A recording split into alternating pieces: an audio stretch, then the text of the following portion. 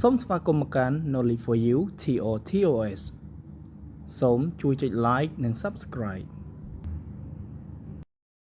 តើសត្វមួយណាដែលធំជាងគេចម្លើយដែលត្រឹមត្រូវគឺត្រីបាឡានខៀវត្រីបាឡានខៀវដែលធំជាងគេមានទម្ងន់200តោនហើយមានប្រវែង181ម៉ែត្រតើសត្វមួយណាដែលដេកយូរជាងគេចម្លើយដែលត្រឹមត្រូវគឺសត្វកូអាឡាសត្វកូអាឡាវាដេកពី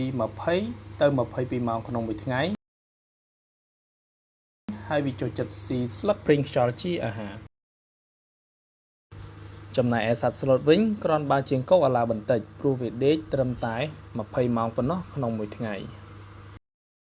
អរគុណសម្រាប់ការតាមដានទស្សនាសូមចុច Subscribe ដើម្បីទទួលបានវីដេអូថ្មីៗបន្ថែមទៀត